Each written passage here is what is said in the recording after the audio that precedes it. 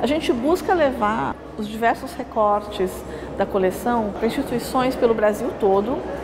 E como é que a gente identifica esses parceiros? Muito por uma afinidade e muito pelo perfil também de atuação dessa instituição. Para o Itaú Cultural é muito importante fazer parcerias com equipamentos e com institutos que tenham realmente como missão oferecer para o público uma programação de qualidade, um trabalho educativo forte, consistente, juntar realmente forças para que o acesso à arte e à cultura seja cada vez maior. A nossa parceria com o Instituto Figueira do Ferraz, ela se deu no começo com realmente uma admiração pelo trabalho do João, uma pessoa muito atuante no meio artístico, com um projeto de educação, né, muito sério, muito empenhado, e foi realmente assim um encontro muito interessante de propostas. Então esse diálogo entre coleções que a gente considerou também interessante, além da divulgação, né, além da difusão mesmo do acervo.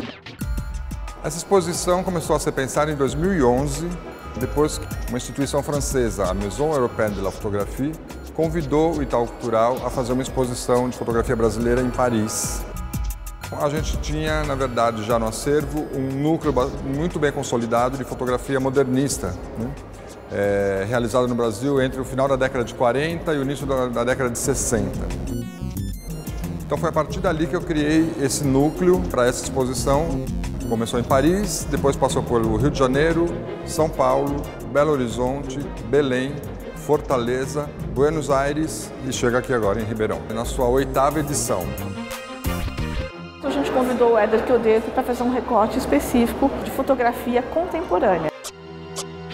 Tem um trabalho bastante interessante junto a jovens fotógrafos, junto aos fotógrafos mais atuantes, né? Não somente os jovens, mas os fotógrafos também já mais conceituados. Antes da curadoria, eu fiz uma consultoria sugerindo obras de fotografia contemporânea brasileira para serem adquiridas. E eu contribuí para que o acervo passasse a ter uma forte coleção de fotografia contemporânea em diálogo com essa produção modernista. O que a gente faz é dar uma liberdade muito grande para o curador encontrar e desenhar mesmo uma linha, né, curatorial dentro do acervo. O que ele fez, que é muito interessante, é trazer um diálogo entre a fotografia moderna e a contemporânea, para justamente explorar esse caráter da experimentação, da inovação, então dessa linguagem da fotografia que ela se distancia do documental, se distancia da fotografia como registro e está apontando cada vez mais para uma experimentação mesmo. Você tem trabalhos, por exemplo, na coleção, que são com suporte digital, você tem trabalhos que são tridimensionais. A fotografia, ela vai expandindo mesmo do seu campo. Ela sai do que é tradicionalmente conhecido, né, suporte, né, um papel, uma ampliação fotográfica, para justamente expandir, para, através do uso de diferentes materiais, explorar, às vezes explorar um tema ou explorar mesmo uma linguagem totalmente diferente. Então a gente tem fotógrafos que vão pintar sobre a fotografia, vão rasgar a fotografia, vão perfurar, vão fazer colagens, enfim, vão amplificar o território simbólico da imagem fotográfica. Isso parte, sobretudo, de uma liberdade criativa que é inaugurada pelos modernistas e que os contemporâneos vão pegar já num segundo ciclo e levar adiante. O meu trabalho para o Itaú Cultural foi justamente de buscar, na produção contemporânea brasileira, um diálogo com essa produção modernista. E o que nós vemos aqui no Instituto Figueiredo Ferraz é justamente esse diálogo bastante orgânico entre essas duas gerações. Entre essas duas gerações houve a ditadura militar, um período em que a fotografia de caráter mais experimental, mais artístico, praticamente deixou de existir. É como se naquele momento político bastante severo que a gente estava vivendo, a fotografia artística de uma certa forma pudesse tirar o poder documental da imagem jornalística. Então a gente tem um hiato mesmo nessa produção artística experimental de 64 a 85, é bem pontual os trabalhos de caráter mais experimental nesse período. E com a abertura do país, depois em 85, com uma convivência mais estreita entre os artistas daqui com os artistas estrangeiros, essa produção volta. O que eu advogo nessa exposição, né, a minha tese, é de que essa produção contemporânea não começa a existir a partir do zero. A proposta dessa exposição é justamente mostrar esses dois instantes de produção de caráter mais experimental e artístico na fotografia brasileira.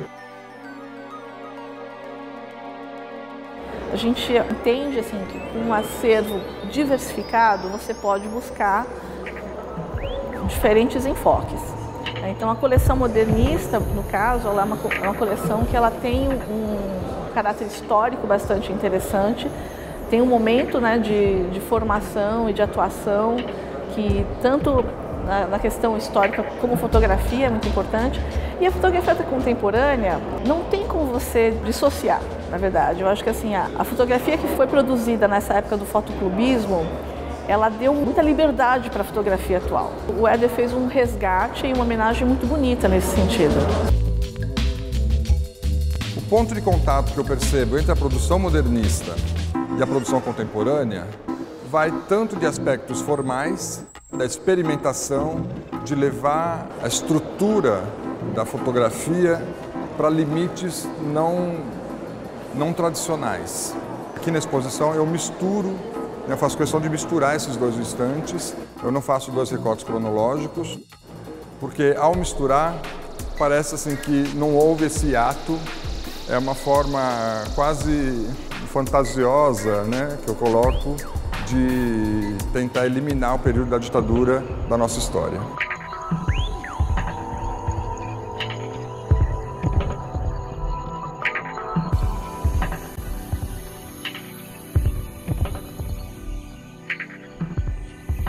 Então aqui fica muito claro assim, o olhar para a paisagem urbana, por exemplo, das linhas, da racionalidade da arquitetura, que os artistas vão quebrando de uma certa forma e transformando num outro campo, né? Ou então a exposição ela é basicamente dividida entre o olhar à paisagem urbana, olhar à natureza e um olhar para dentro de si mesmo, né? do homem, da sua subjetividade.